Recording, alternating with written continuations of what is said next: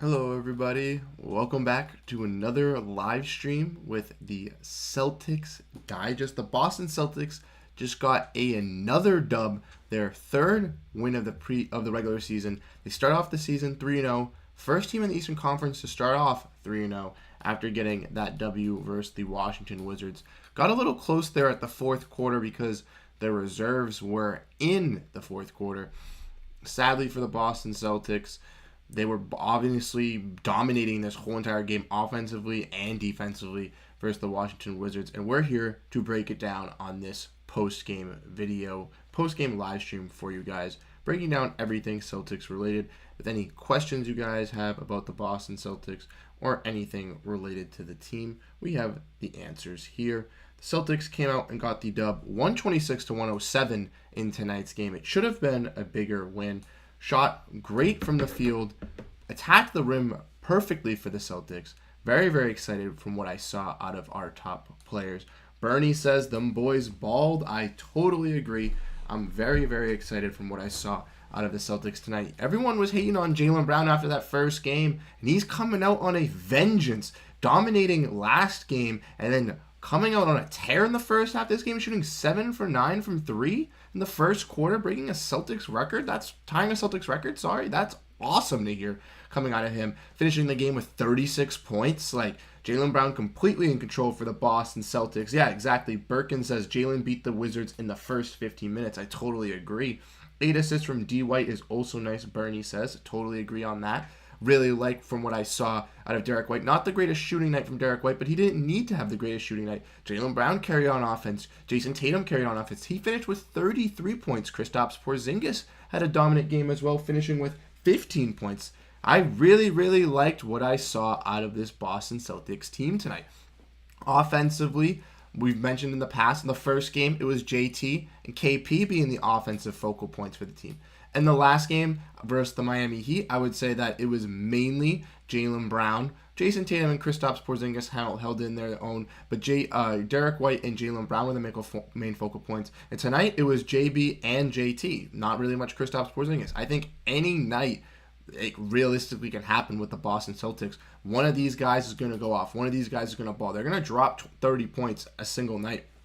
And that's what you want to see come out of this Boston Celtics team, with a team that's trying to compete for a championship. That's all we want to hear. Birkin says Jaylen could have broken the three-point record. Yes, I definitely think that he could have broken the three-point record for the Celtics. He got a little cold towards the end there. It was kind of tough.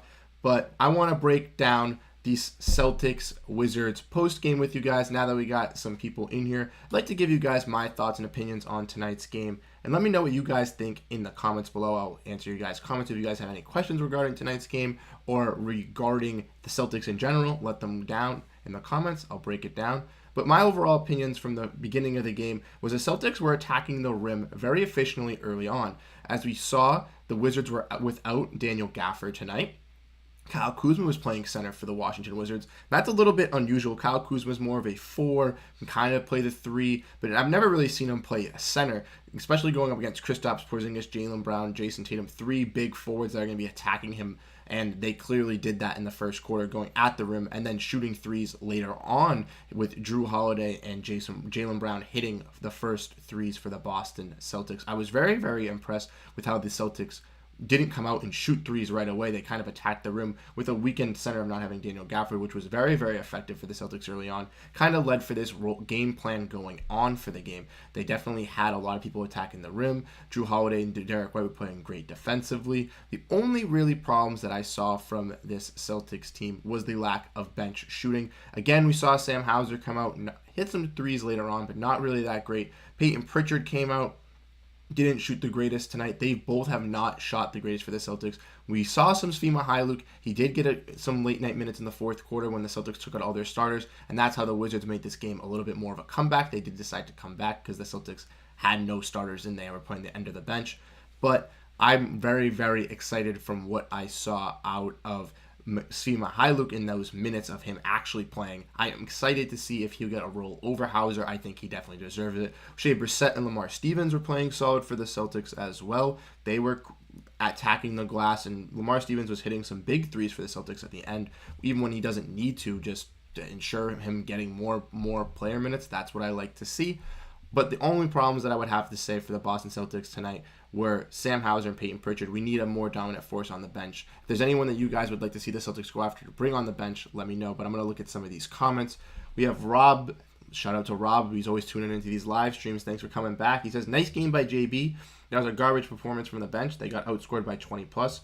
Can we not play Kornet anymore? Where the hell is Kata? Why did Svi and Stevens come in so late? So Kata did not play tonight, Rob, because he was hurt tonight. Jordan Walsh also did not get any run tonight with the Boston Celtics. He was the one player that did not get any playing time, which was very, very shocking to me. Obviously, a great game by Jaylen Brown, but the bench definitely needs to step up. Peyton Pritchard, Sam Hauser, not shooting great. Guys like Svi Mykhailiuk definitely need to get into the rotation a little bit more earlier on. A guy like Brissett didn't really play that much because the starters were dominating so much, but I think a guy like Svi Mykhailiuk definitely deserves in this Pacers game on Wednesday to come off the bench and see how he can affect the Celtics and see if he can hit his shots, because he took one big shot that I saw that I really, really liked.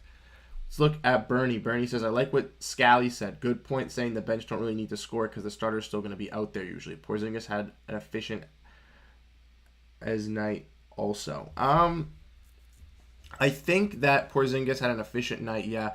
The bench definitely doesn't need to score a lot, but they definitely are going to have some nights where the starters aren't going off. Luckily, the Celtics have had 2-3 guys on the team to go off. But in past, we've seen Jaylen Brown, Jason Tatum go cold, and they are going to need some bench performers to step up for the Celtics team to kind of take over and go off for the Boston Celtics. A guy like Mykhailiuk might be that guy. A guy like Kata might be that guy. A guy like Hauser might be that guy. But we haven't really seen it yet from Hauser or Pritchard. We saw it from Pritchard in the preseason. Hauser has been kind of slow in the preseason, kind of slow in the regular season. Maybe he's the type of guy to fall out of the rotation if Brissett and Stevens or even Mykhailiuk are to pass him. Disruptive Innovator drops those Shamrocks. Thank you for the Shamrocks. Let's go Celtics. Birkin says Stevens needs to play at least 20 minutes. I don't know about 20 minutes. I definitely think he should get some more minutes increased, him and Brissett. I think that he maybe should get around 10 to 15, see how he plays. I liked Stevens on the Cavs as a bench piece for them, so hopefully he can be a solid piece for the Celtics bench.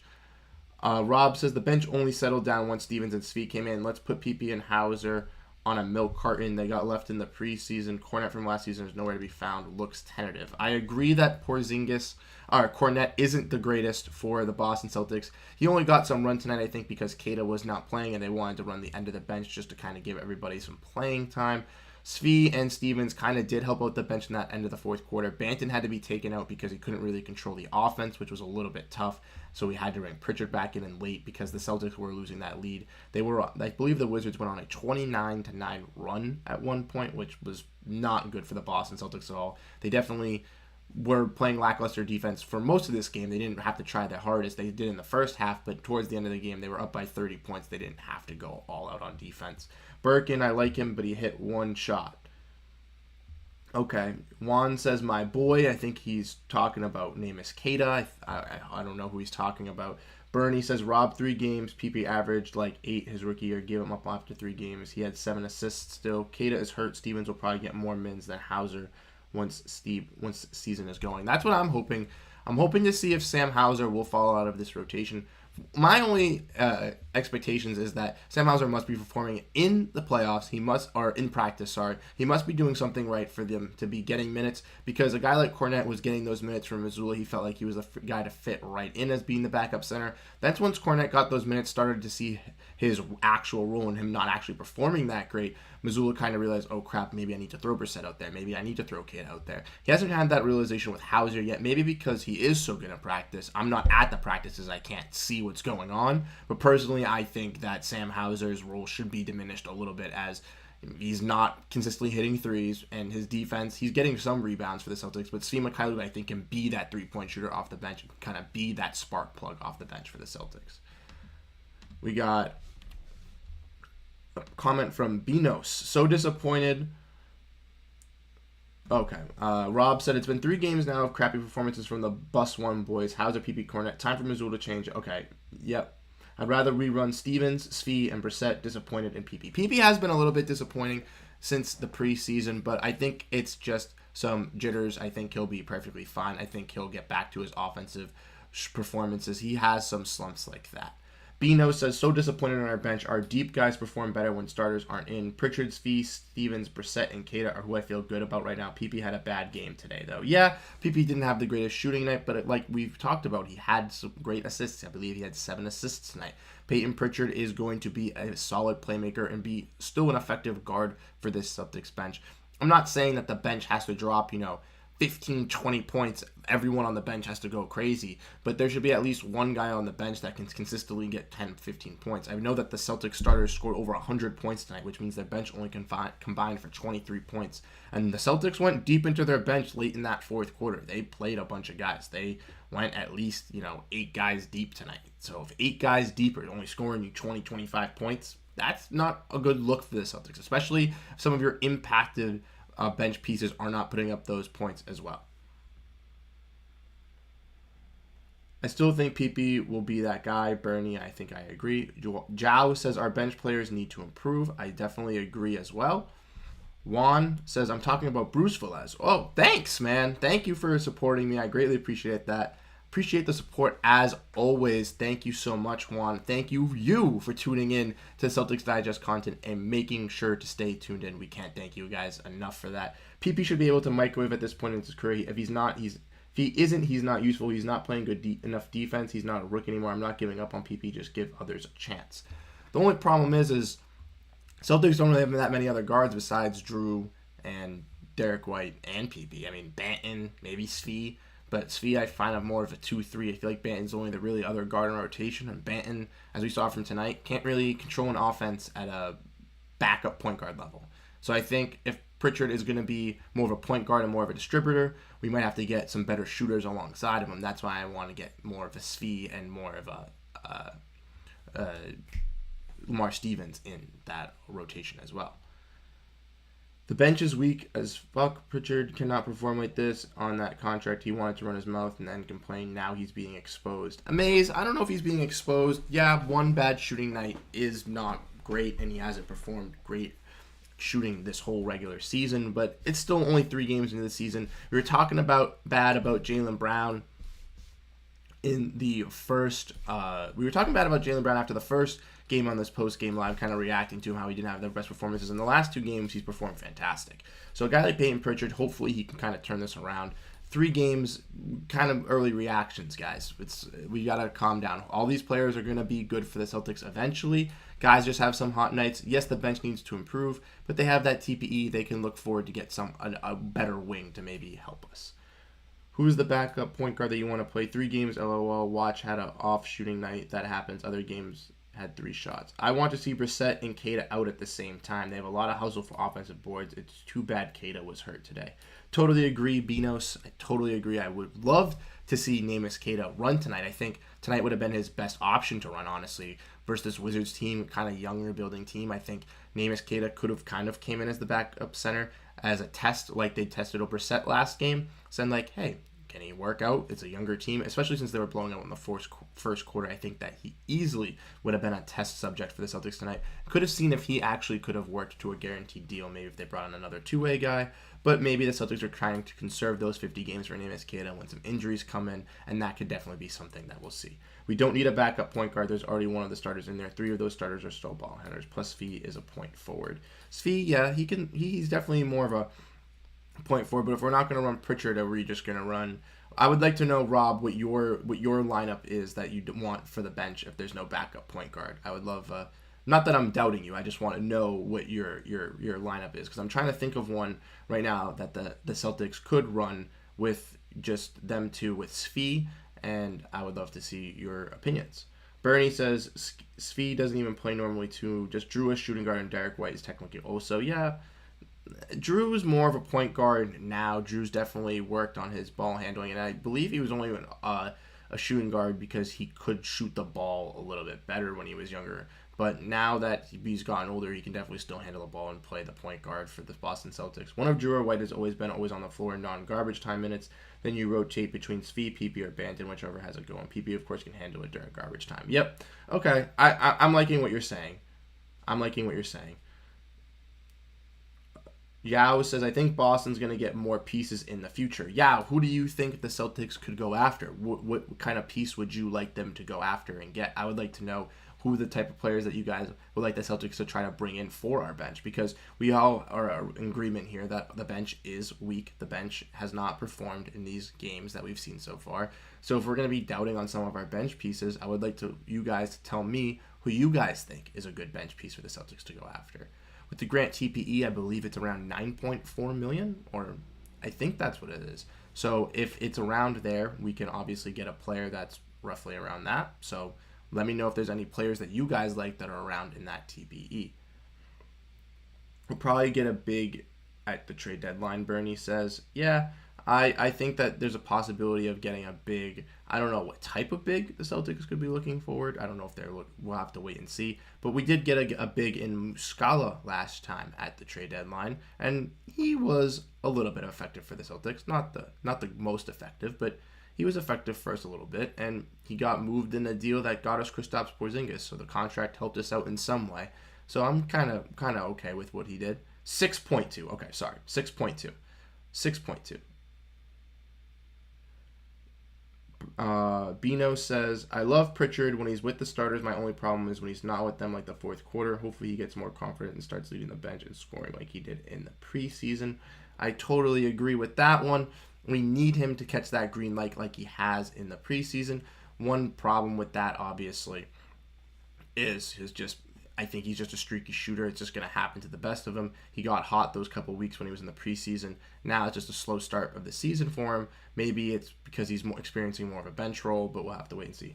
Bruce, he's on a $33 million contract, not a minimum. PP cannot have off nights, especially with the second unit. This was the Wizards' second unit killing us. Come on. I agree, Amaze. I agree that the second unit was killing us. Not gonna, like I said, the Wizards went on a 29-9 run at the end of the game. Guys like Bilal Coulibaly were looking good for the Washington Wizards. He's a young piece that's actually looking solid. But a $33 million contract breaking up in 4 years is only $7.5 million. $7.5 million in this day of the NBA Amaze, to be honest, is nothing. It's nothing. Guys like Klay Thompson and guys like that are expected to get $35 million extensions, and they're starting to turn out to be third or fourth star on these caliber teams. So money's going up. Every year you see the extensions going up. $7.5 million for I believe, 20-ish-year-old point guard is not that terrible for the Boston Celtics. I think keeping Peyton Pritchard, yeah, you need him to do more efficient things on offense than he has tonight, but I think that there's plenty of games that we can see him unlock and do that. I think it's better than giving him, $15 million or something like that on a backup deal for a point guard that's not performing. $7.5 million I think is totally fine for Peyton Pritchard. It will never be like that, though, when it is the game is already overeating. Agreed, Amaze. You get paid, you perform now. I want Isaiah Thomas back for the bench. He would bring leadership and he can still ball. Plus, I just love him. I love IT. Just the one problem is his defense just is a liability at this point. He's very, very old. His defense did hold him back a little bit with the Boston Celtics when he was on here. And that's the one scary part, is just being, 5'8" and not being the greatest on defense, getting a little bit older with injuries. It's a lot harder to stick in the NBA. That's why guys like John Wall have fallen out of the league. And that's why a guy like Isaiah Thomas, unfortunately, has fallen out of the league.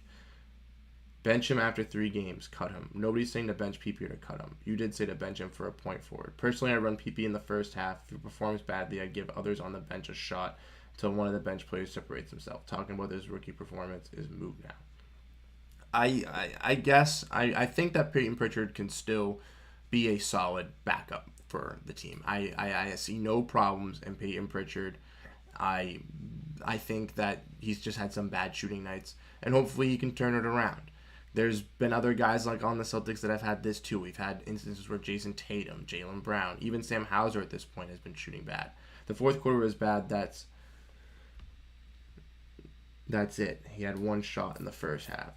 Yeah, his fourth quarter was bad. I'm not gonna disagree. His fourth quarter was pretty terrible, but he's not expected to be a 20 point per game player for the Celtics.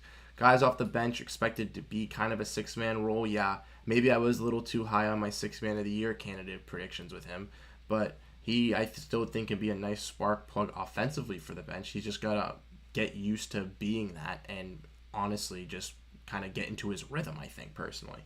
I thought they should have mixed some of the deeper bench dudes with the starters before garbage time.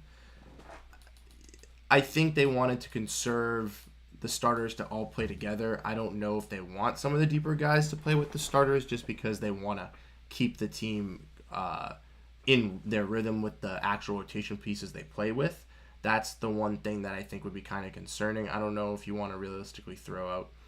I mean, you could throw out Stevens there, I think, but I don't know if like Cornette is a viable option to go out there with the starters because it's just going to be a harder time for him to actually be able to do that.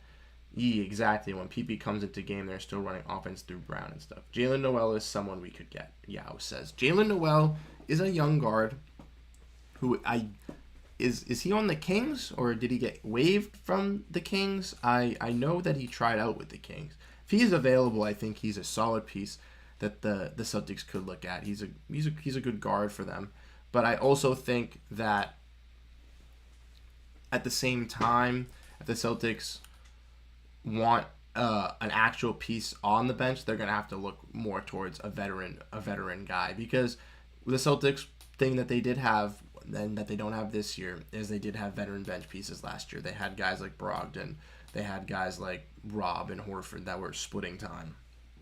So they had some veteran bench pieces to come off that last year. This year, there's no main veteran. I mean, Hauser, Pritchard, those guys are a little bit younger. So maybe a more of a veteran wing would be a perfect fit for the Celtics because a guy like Brissett, Cornette, Horford, I guess, can be your one veteran off the bench if we're going to be counting Horford as a bench piece, but I value him as the sixth starter, kind of. I value him in White as a starter. One, I thought that also, but it seems like they did that so they can have bench play full fourth. Yeah, I think they just wanted to make sure that the chemistry stick together with all the bench guys just to play the full fourth. We need a big. Noel wasn't a big. Morris twins, even though that ain't a big. Morris twins, to be though, Horford as your backup big ain't bad. Yeah. We need a rebounding and rim protecting big too.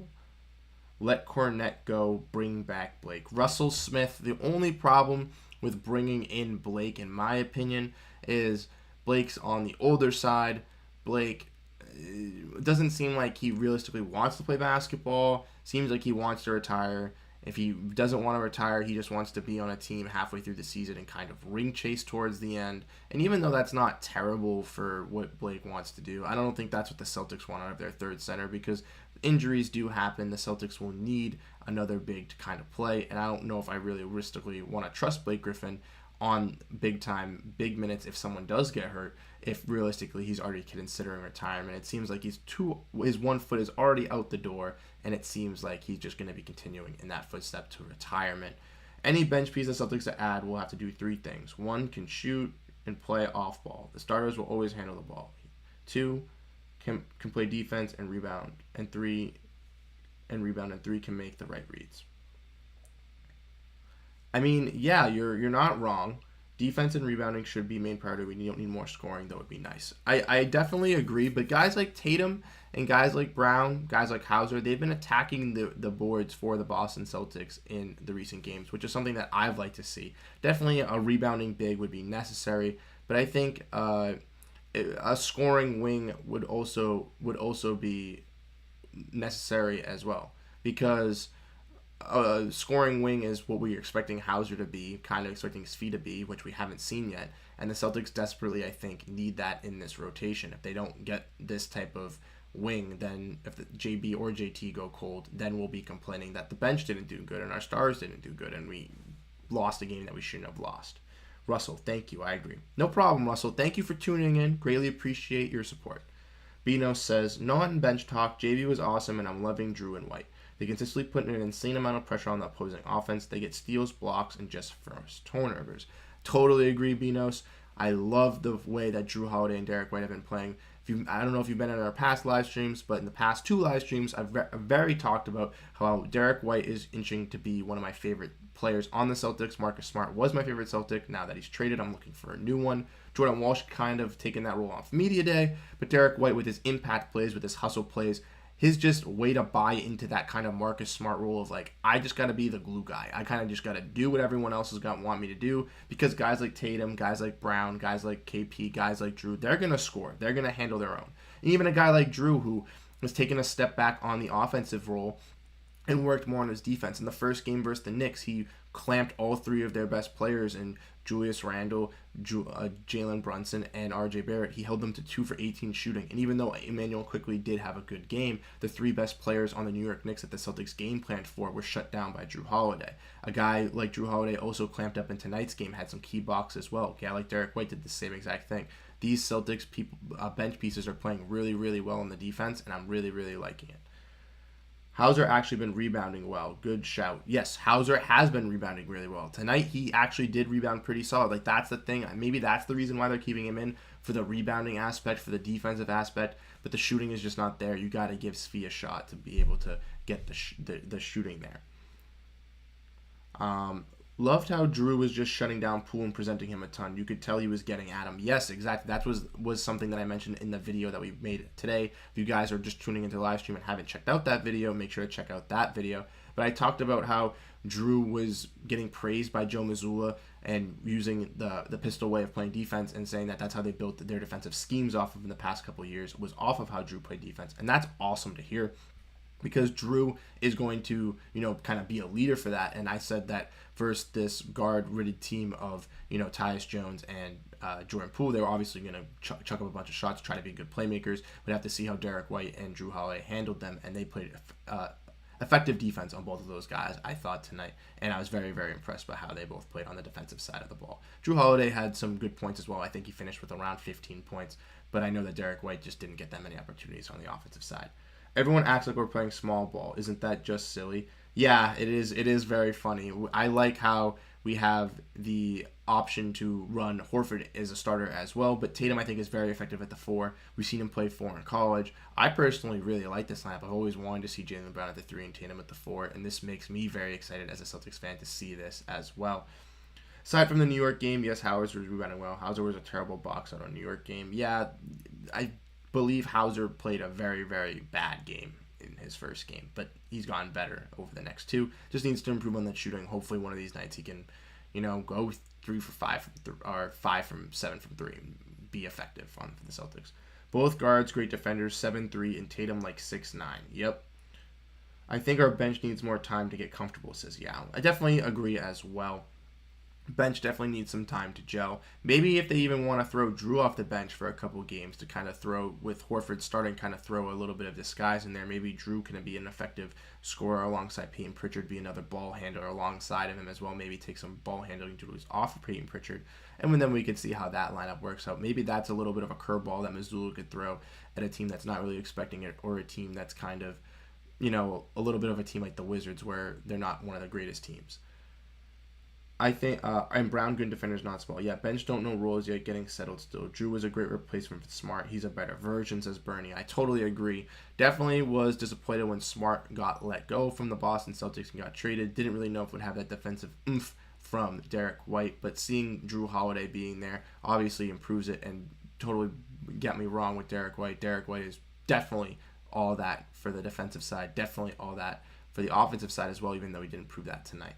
Rob says, agreed, same defense, better offense, less drama. Al has looked bad recently, his shot has disappeared. I think that's just Al getting a little bit up in age. To be honest, I knew that Al wasn't going to be the greatest this year. I think he was going to be a little bit in a bit of a decreased role, obviously bringing in Kristaps and Tatum now playing the 4. But just getting an age, he's just going to, not be an effective shooter. I will say, though, in the last game versus it was either... No, I don't remember which game it was, but either in the Knicks game or the Heat game, Al did have some big threes on a run where he had 2 threes on a big run that got the Celtics back in, and I think it was the Knicks game. But Al, I think, can have those runs like where you can get hot. It's just going to be a little streaky, like Hauser, like Pritchard. I just think our bench is just very, very streaky at this moment. If we get a center at trade deadline, in my opinion, Drew or White should be 6th man, or just depending on the night when you want to go with Al at 4. Well, I mean, I think that if they got another center and they moved Porzingis to the 4, it would be a bench center. I don't know if it would be a starting center. I don't know if they have that much to go out and get a big starting center right there. Albin crashing the boards coming off the bench. Disagree there. D. White is a lock for the starter unless you remove JT and KP from the starting lineup. I totally agree. I think that Derek White is definitely deserving to be in the starting lineup, even though personally I thought that at the beginning of the season when I heard he was going to be the starting point guard and be Marcus Smart's replacement. I was a little uneasy on it. I'm very, very excited to see that he is that guy for the Celtics so far. Horford don't got to score. He just got to play defense. Rob them, Drew. Our best duo, trio, net rating, we're all involved, Derek White. There's a reason Celtics blog named him the best player of the week. Yes, he's definitely the best player on the Celtics so far, doing everything for the Celtics intangibly. I think that Kristaps Porzingis, Jason Tatum, and Jaylen Brown may have had some more impactful performances on the offensive side of the ball, but I do believe that Derek White has been the best all-around player for the Boston Celtics.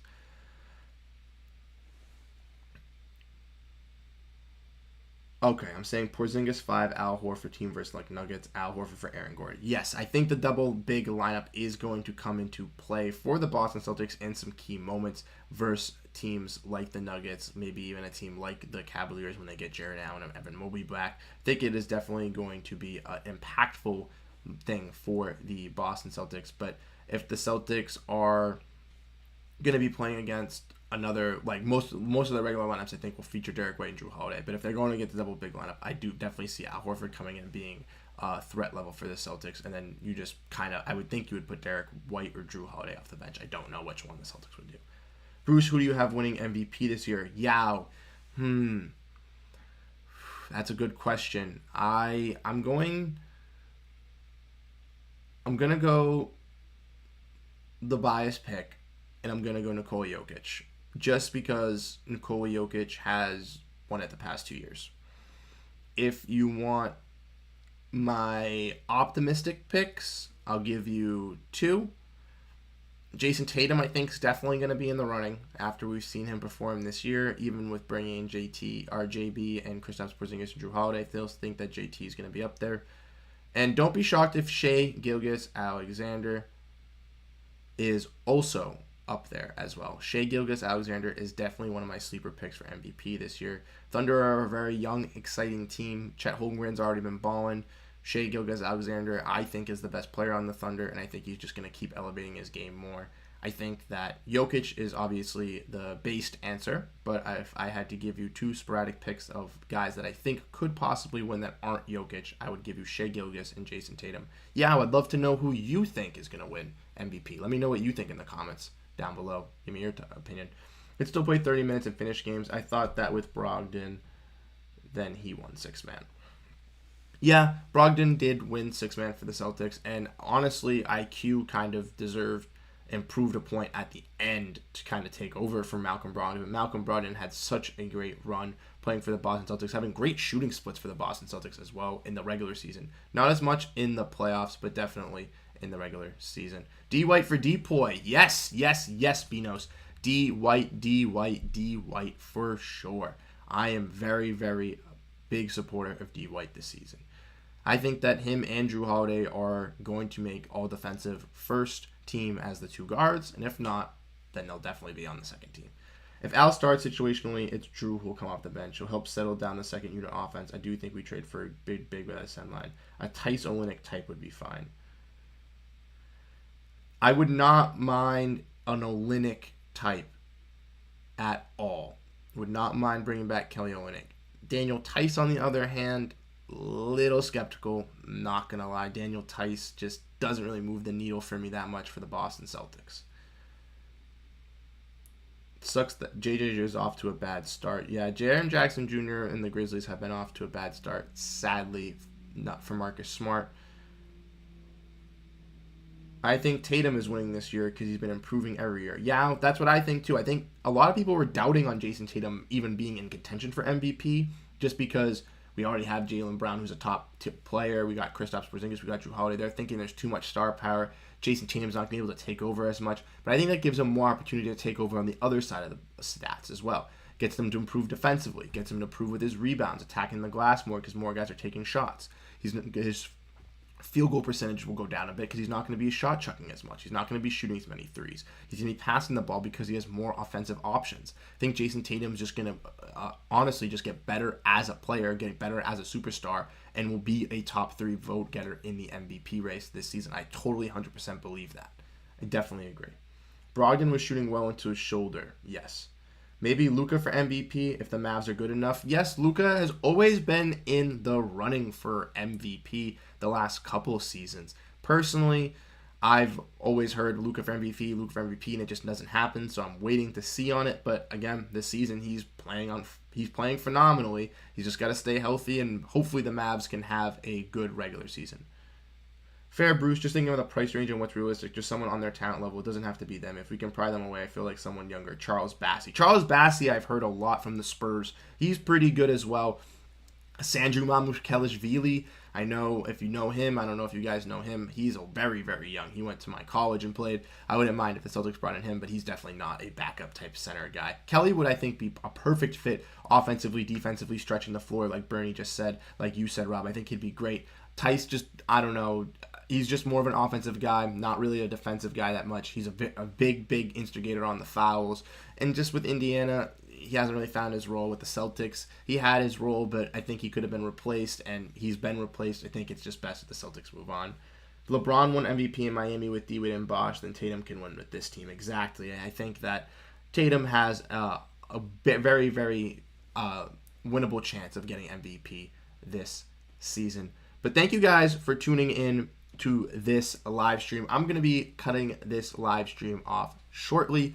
Just want to thank you guys so much for tuning in for the Celtics versus Wizards post-game reactions. Thank you to everyone that was in the comment section commenting with us. We got Bernie, we got Yao, Juan, Rob, Benos. Thank you guys for always engaging in the chat. Russell as well. Thank you guys for always being here, engaging in the chat. We can't thank everyone enough that engages with us and actually comments with us.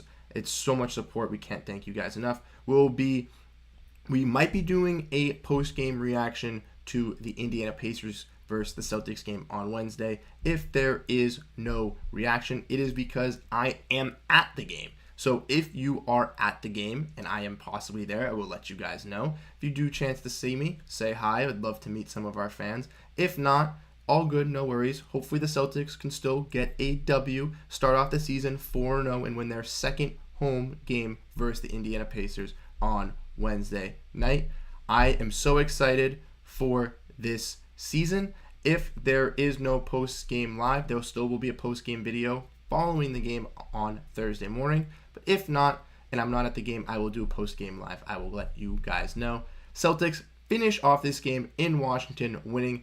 Close one at the end, but the Celtics dominated this game, shooting offensively great from three, playing great defense, and attacking the rim, beating the Washington Wizards, taking first place in the Eastern Conference and starting off the season 3-0 like last year. Thank you guys so much for tuning in to this live stream. Can't thank you guys so much, and I'll catch you guys in the next video or